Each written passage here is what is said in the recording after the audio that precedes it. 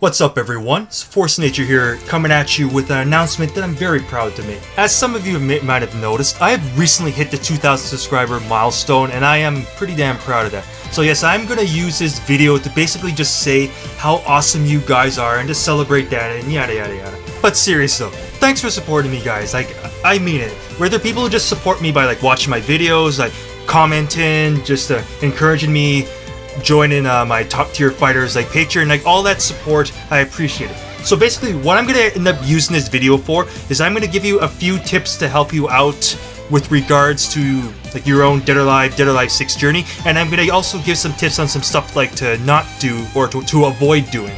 My first tip is basically just go to the tutorial and just go through all of the tutorials. I mean Team Ninja put in a lot of effort to just simply set up all this. As you can see right here, let's see, there's a total of 40 total tutorials, and majority of them have individual stuff to go through. Even something as simple as movement. I'll let you know right now that my beginner guide basically my beginner guide and my advanced guides and all my guides assume that you've gone through the tutorials and all that kind of related stuff. Essentially, my beginner guides elaborate on stuff that you're most likely to find in the tutorials, whereas my advanced guides usually go over stuff that you don't find in the tutorial, and it's kind of an extension on that. I know it starts out really simple, just usually just pushing a direction, how to move or anything like that. But getting this stuff ingrained in your mind. Getting this stuff ingrained in your mind is just really good for you, because I'll say right now, it's one thing that's really deceptive about Dead or Alive, including Dead or Alive 6, is that there's a lot of stuff that you have to know. If you don't get down the basics, and you're gonna think what the hell's going on in the match, you won't know what's going on. So there's a lot of little intricacies right here. So seriously, just go through the tutorial. The next tip I'm gonna give you is basically go through your chosen character's command training. Basically just go through it repeatedly. Essentially, every time you start up Dead or Alive 6 and you're gonna be starting that training session, before you even go into free training, just do a trial run through the character's command training. Even right now with Ayane, I have at least 151 moves that I have to kind of memorize. Some characters I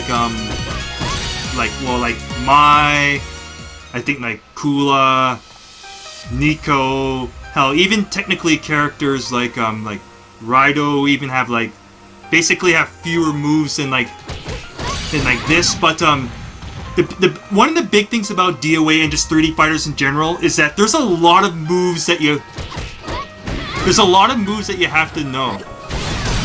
Because the one thing you don't want to do is try and figure out well shoot, what move am I trying to do? Oh crap, if you end up forgetting a move during a match, and that can be pretty fatal for you. So in 2D fighters there's much fewer moves to know, but the execution requirements are generally a bit higher on 2D fighters, but in 3D fighters the execution requirements are a little lighter on average compared to 2D fighters. But to balance it out, there's just a lot more moves and a lot more stuff that you have to know.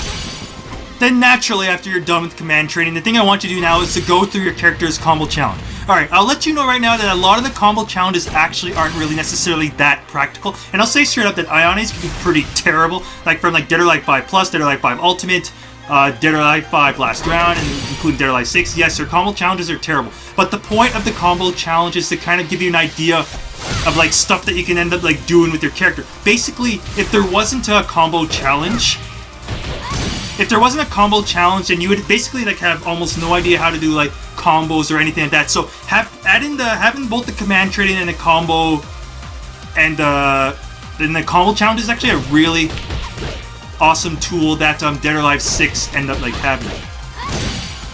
Once you know your character's kind of moveset the back of your hand, now what I want you to do is to go into training mode, slap on this little thing here called the skill info, also called the move details box, and I want you to go through your characters, basically some kind of go-to moves, go-to pokes. For instance, I want to see what's your jab speed.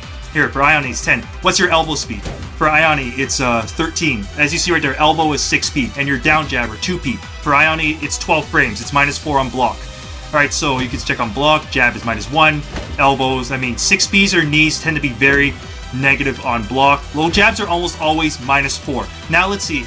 On normal hit, the moves are not really going to be that good, but on counter hit, alright, my jab gives me +3. On counter hit, my elbow gives me a +19 stun. With a +19 stun, I can easily fault with like a back turn 6P, back turn 4P, back turn 6K, like stuff like that. With a down jabs usually give you like +5 and they push the opponent away. Like low jabs tend to be fairly uniform kind of in their hit effects. So usually some variants of that. The biggest difference with low jabs tend to be, well, the speed, either 12 frames, 13 frames, 14 frames, or if you're like Bass, it's 17 frames. But yeah, but for low jabs, just 5 damage, 6 damage on counter hit. As for, also checks the stuff like your knee speed. Your knee is your it's usually your forward case. Some characters don't, like a late bang don't have knees, where their 6K ends up being like a high kick. In that case, their primary mid kick will be like a 3K.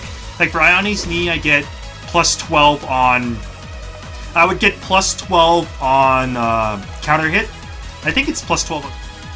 I get a free jab. So with this, I can do stuff like PK. And right here, I get like a massive +46 stumble sun after that, which is like pretty awesome. So essentially, like in the lab, you can check for stuff like that. For a 2K are usually terrible on normal hit, but on counter hit, they cause a pretty good trip stun. If you have a good 1P, which will usually be, if it's tracking, then it's your go-to tracking, high crush, and low. So Ione has a good 1P. Kasumi also has a good 1P. It doesn't track, but it's kind of like the same idea, where it instant high crushes, go unders, like stuff like that. Check also your kick. Ione is a very good high kick. Like her kick is 12 frames, you can track. So I mean, and it does like pretty good damage. Like it's 22 on normal hit, 27 on counter hit. So I mean, like there's a lot of stuff you can check. Another thing also is after you stun, like Ione's just weird because when she stuns with her 6P, for most characters you're front facing. For Ione, she's back facing, so I have to use a back turn follow. But if I were to use, like, let's say Kasumi, then right here, then you can end up doing like your 3P is gonna be like your go-to follow. For Ione, alright, how do I look at this in like a general sense? So let's say for instance I end up stunning someone front facing, like with KK. So now what you're going to do is like look to see what are your launchers. Your go-to high launcher, let's say Ione's H+K. Mid-punch launcher will be 4 P+K. Both of those are 16 frames, and for mid-kick launcher, 4K. Ione's fortunate that they're all 16 frames, but like with someone like Kasumi, I have like 20 frames, 18 frames, and she also has some like 12 frame launchers like 8K, 7K, 16 frames right there. So I mean, there's a lot of stuff that you can like look at with your character. So basically, I'll just say right now, the command training, the combo challenge, and the move details box are basically a godsend for learning it, for like learning like Dead or Alive or any fighting. I think that every fighting game should have something like this, because I know other, like Virtual Fighter also has some good kind of like trading tools, but I know like Tekken and Soul Calibur don't really have nearly as good trading tools, so I'm really thankful that DOA has all this great stuff. And now some tips on some stuff that I want you to avoid. Basically, this is going to be the inverse of the kind of tips that I recommend. The first tip that I want you to avoid is to avoid hopping online without doing the tutorial, without having done the command training for your chosen character, for without having like gone through the combo challenge, or even like kind of like learning the combo or stuff like that. Basically, I don't want you to go online if you have like no idea like what the hell you're doing. Basically, like before you go online, before you know what the hell you're doing, actually I do recommend just simply just fighting against the AI and just getting comfortable fighting the AI. Start off with like the lowest difficulty, then work you up to like level 2, level 3, level 4, level 5, level 6, level 7, all the way up to fighting like level 8 AI comfortably. The next thing I want you to avoid is going into Dead or Alive 6 with the mindset that is a button masher. I mean, it might seem at a lower level, if you're fighting people who have shit defense, that yes, you could beat them just by mashing buttons. At a low level, Dead or Alive, like whoever has the faster buttons ends up winning.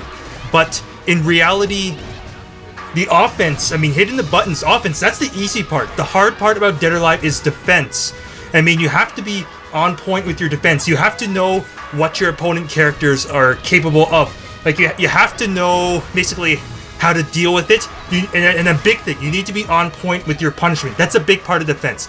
I'll give you a hint right now that the next beginner guide will be going over punishment. I'll just let you know right now, and that's a really big thing. Like, if you're not on point with your punishment, then you're going to be letting a lot of free damage just get away. And lastly, I want you to avoid blaming others or blaming the game or blaming any mechanic if you lose.